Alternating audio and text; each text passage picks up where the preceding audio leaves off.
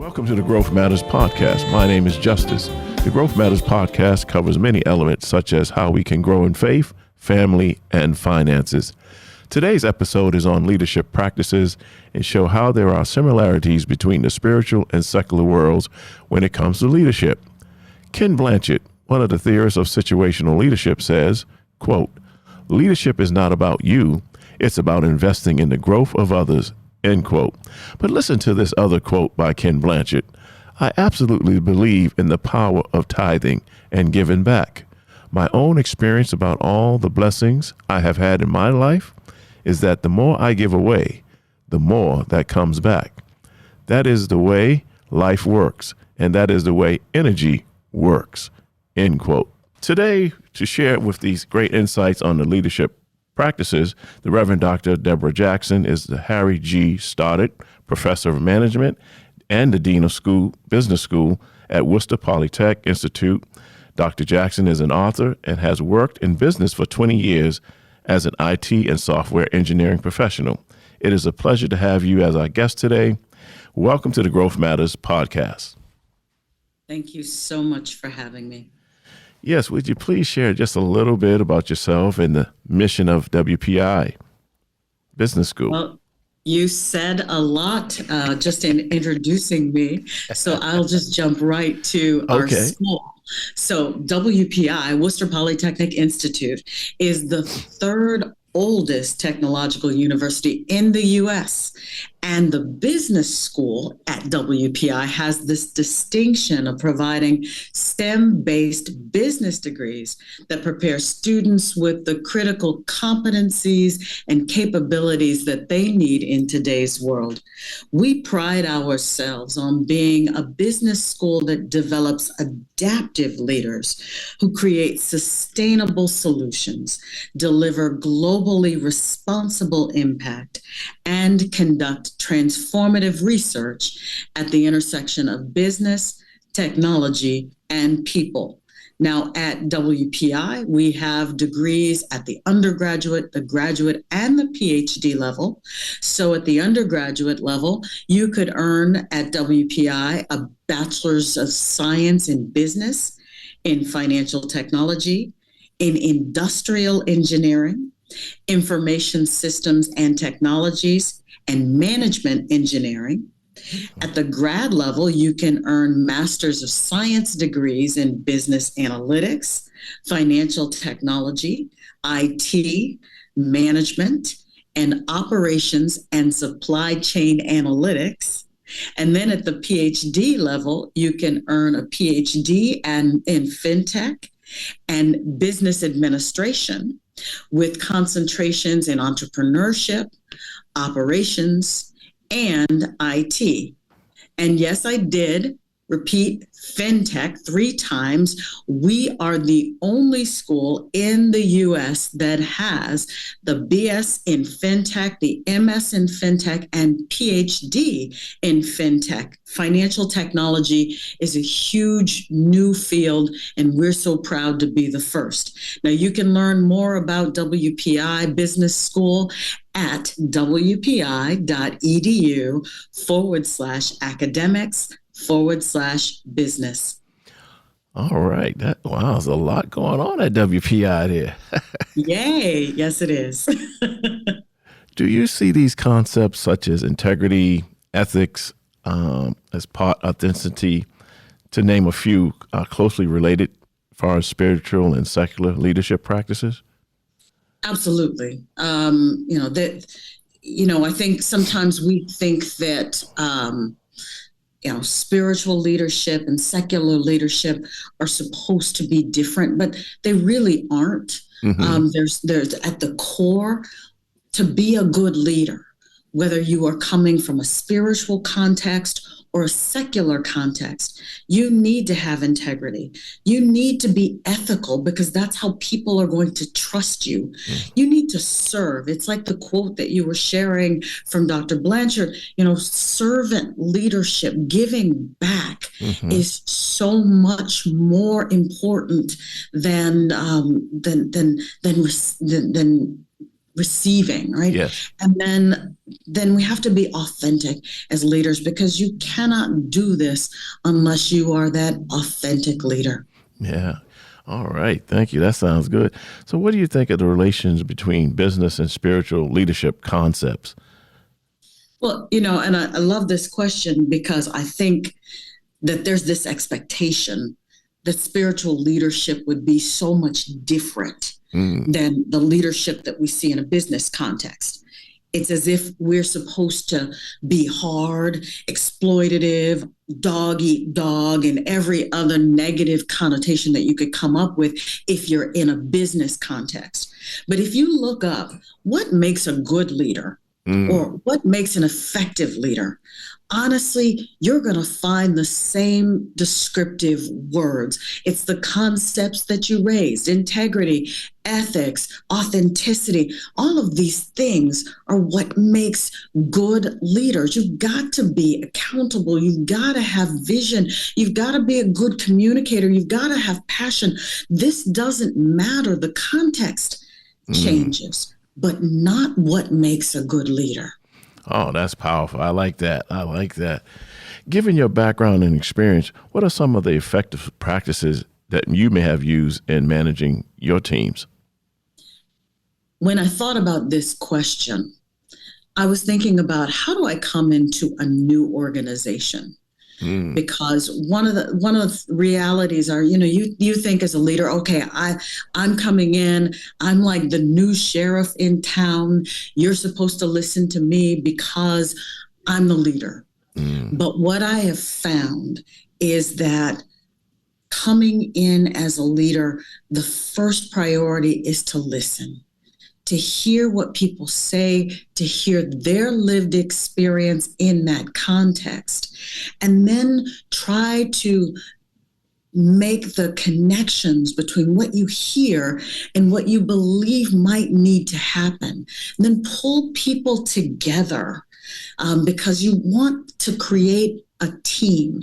And what I've found is some of the best leadership opportunities that I've had, and most successful leadership opportunities, have been the times when my team have said, we did this all by ourselves. I'm holding the space and making it possible for them to do the work. And when they own it and deliver, then you've got gold. Wow, that's what Ken Blanchard said, investing in the growth of others. Yeah. What are the qualities of a good leader from your perspective? Well, I mean, you can Google or use Chat GPT. I think the lists might come out the same, but right, you want integrity. I mean, you have to be honest. You have to have empathy. I mean, people want to know that you care. You've got to be a good and effective communicator. I mean, people will listen if they're inspired by you. You've got to have accountability. You need to do what you say you're going to do. Vision. I often describe myself as a vision caster, so that people can see the big picture and where we're going, and then find their place in that vision. You've got to be confident, and you need to instill confidence, because the reality is, as the leader, you're getting things done through other people. So they've got to feel like they can confidently deliver on your expectations. You've got to be resilient, because I'm telling you, you are going to be knocked down a few times, but you've got to just keep getting up. I've already said you got to be a good listener, said that with integrity, you've got to be honest. Ethics is important. You've got to be a collaborator. You get things done with people and through people and in other organizations. So you've got to work across organizational and sometimes corporate institutional lines. But at the end of the day, you've also got to be a decision maker, because sometimes people are going to say, well, what is it that we should do? And you can pull all of the information that you want to pull, but you are the one that has to say, okay, we're going to go this way. And if it's the right way, then I'll give away the credit. And if it's the wrong way, then I'll take the blame. Yeah, because you really have to have the whole team buying in. And I like how you said you have to instill the confidence in them, because if you instill the confidence in them, they're all in. They come with their whole selves. All right. That's right. Yeah. And that's really the foundation of effective leadership, would you think? Would you say? I would think so. Yeah, absolutely. Now, so I was excited about this question, right? The foundation of effective leadership. So you will forgive me when I do this little plug that says that my book, The 7 R's of Sanctuary, Effective Leadership for Pastors, mm-hmm. The thought is that as effective leadership or effective leaders, there are several things that you have to do. Right. You've got to motivate teams mm-hmm. to adaptively learn. Okay. Because what you recognize is that oftentimes what has to happen in leadership is people are learning new things. Mm. Right. And so now I've got to motivate them to learn. Then how do I do that? I put them together and then I create the holding environment. Okay. That's that psychoanalytic term that basically says I'm creating space for you to form and storm and perform, right? And then once you do that, you've got to you, the leader, have to use emotional intelligence to engage people. Sometimes you're doing things that will resonate with people. Sometimes you're creating some dissonance to help people do what they need to do. Mm-hmm. But you do all of this while remaining that self-differentiated, non-anxious presence. Hugely tall order, right? But this is where I get to this idea that secular and spiritual leadership really aren't that far apart. Because if you want to do all of those things I just mentioned, then what you have to do is be a reflective practitioner, right? And we in a spiritual context would call that engaging in spiritual practices. Yes. Right?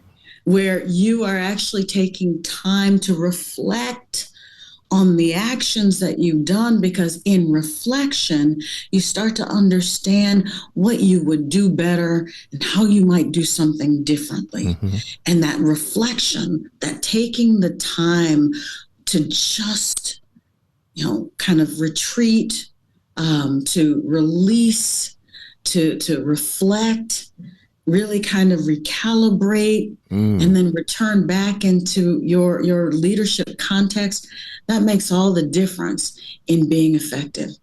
Yeah, and part of that reflection and listening to you, because you're also looking at about your team, how they responded to the vision, to the mission, what you were trying to do, and how some was real on board with it, they got it. Others might have been hesitant. Some just says, okay, just tell me what to do. Right. And so just seeing how to connect that and bring them still so they feel a part of the whole process.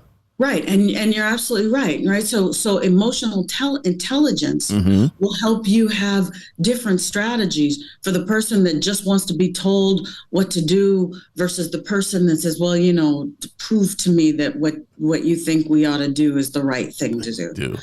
So you have different strategies, but then that helps to engage people and bringing them together. Mm-hmm. And then you as the leader can't get worked up when the person that's challenging you, or the person that doesn't want to do what you say to do, or the person that wants you to just tell them.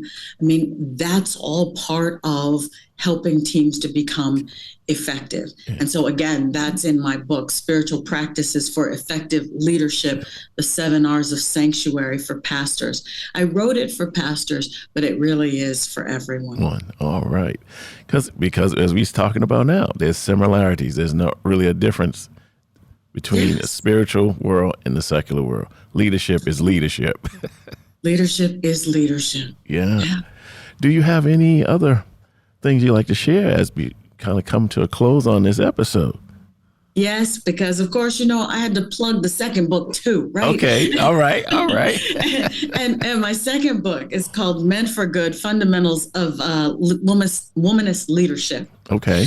But in Meant for Good, really what that book helped me understand as a concluding kind of message is finding my own voice in leadership. And see, I kind of wrote this book after, years in industry and in for-profit industry, where I was trying to lead, and I was leading as software engineer, software engineering context, consultant, and I was trying to lead in the ways that I had seen.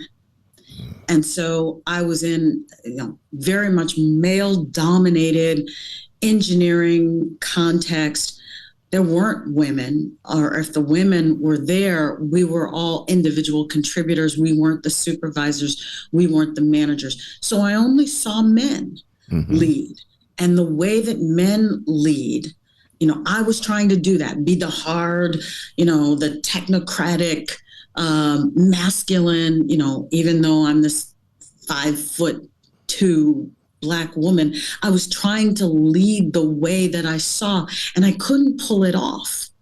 And so I had to kind of figure out, what's my voice? Yes. Who am I as a leader? And that required me to kind of plumb the depths of my culture, my family, my upbringing, to really find my authentic voice. And so if I would say anything to a leader, yes, you learn all of these strategies and techniques and theories, but then you've got to find a way to find your own voice. Yeah.